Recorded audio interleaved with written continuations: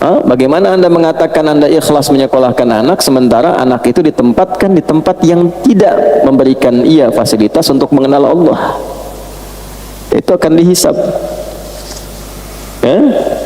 Jadi jangan salahkan anak, kalau sudah dewasa dia juga kebingungan. Bahkan saat ada orang yang meninggal, orang tuanya tidak mampu menyolatkannya, akhirnya meng-hire orang lain untuk menyolatkan.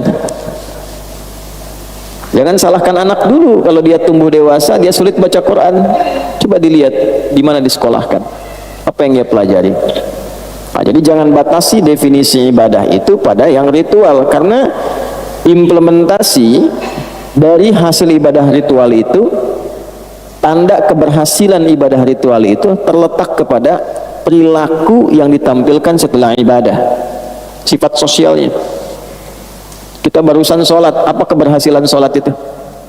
Bukan hanya sempurna rukunnya, kesempurnaan rukun itu dibuktikan dengan tanda-tanda keberhasilan sholat yang ditampakkan lewat perilaku setelah sholat. Inna sholata tanha 'anil fahsya wal munkar. Jadi berlatih ikhlas itu di semua aspek kehidupan, supaya kita merasakan feel dalam hati kita tersambung dengan Allah. Kalau sudah terkoneksi itu enak sekali ya. Ada musibah yang diingat pertama Allah, tidak mungkin saya mengalami ini kalau Allah tidak tetapkan, pasti ada hikmahnya, pasti selesai. Inna ma'al usri yusra, la yukallifullahu nafsan illa wus'aha. Kalau dapat jabatan pun begitu rasanya. Oh, ini Allah mengizinkan saya dapat promosi, apa yang diinginkan oleh Allah di sini? Belajar. Nah, itu sudah mukhlas, tinggal dijaga. Ya, kalau dijaga sampai dengan meninggal, insya Allah ada anugerah-anugerah besar yang kemudian bisa kita dapatkan. Ya. Kalau yang rakaat kedua tidak perlu saya jelaskan, karena itu diantara surat paling favorit selain An-Nas ya. Tadi kan bacanya Al-Asr. Ya. Itu kurang lebih maksud saya menyampaikan dengan membuka itu dulu, supaya kita bisa merasakan kenikmatan lebih dalam menunaikan sholat berjamaah. Jadi begitu salam kita bisa evaluasi diri. Oh, jadi kalau selama ini ada perbuatan yang kurang baik, berarti belum niat ibadahnya sempurna, berarti pendekatan kepada Allahnya yang kurang. Kalau ada masalah nggak pernah tuntas, padahal harta sudah melimpah, kedudukan tinggi, berarti yang kurang bukan dunia, yang kurang pendekatan kepada Allahnya. Karena itulah ketika orang-orang seperti ini ingin kembali kepada Allah, menariknya di Al-Quran disebut dengan nama yang sama dengan orang yang sedang ibadah. Jadi orang taubat dari dosa, dosa sebesar apapun, ketika dia taubat, itu disifati oleh Al-Quran sedang ibadah, Pak. Itulah dahsyatnya ketika Allah memberikan anugerah. Itu dengan nama yang sama dengan orang yang sedang berdoa, dengan nama yang sama dengan orang yang sedang menunaikan sholat, namanya sama-sama ibad. Buka Quran surah ke-39 misalnya, di ayat ke-53, Az-Zumar ayat 53. Qul ya ibadiyalladzina asrafu ala anfusihim la taqnatu min rahmatillah innallaha yaghfirudz dzunuba jami'a.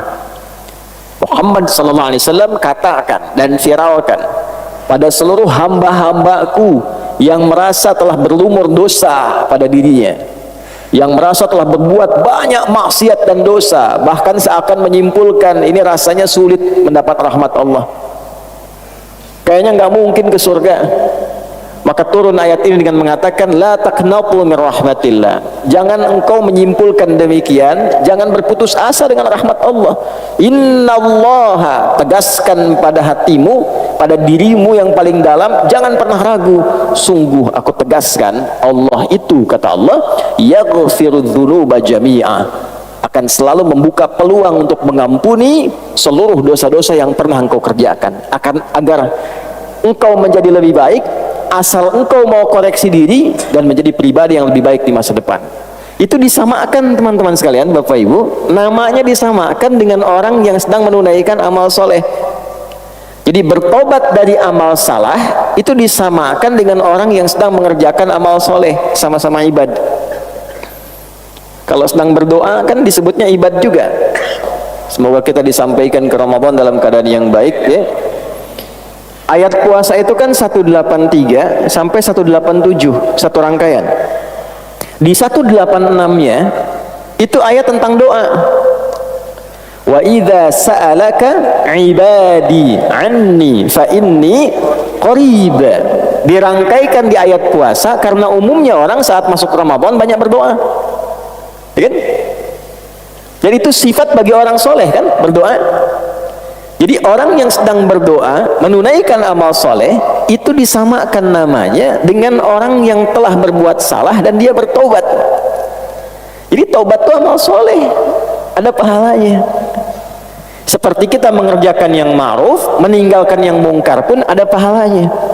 Mengerjakan yang soleh, meninggalkan yang salah, sama-sama berpahala. Nah, itu kesimpulan yang kita dapatkan dalam kesempatan subuh ini. Jadi berbahagialah kalau saya, Anda, kita pernah berbuat salah dan mendengar ayat itu kemudian bertobat. Bukan hanya tobatnya yang berpotensi diterima, tapi pahala juga dituliskan. Betapa sayangnya Allah kepada kita. Jadi kalau sudah dengan tawaran itu belum mampu untuk bertobat, dengan cara apa lagi kemudian mesti difasilitasi?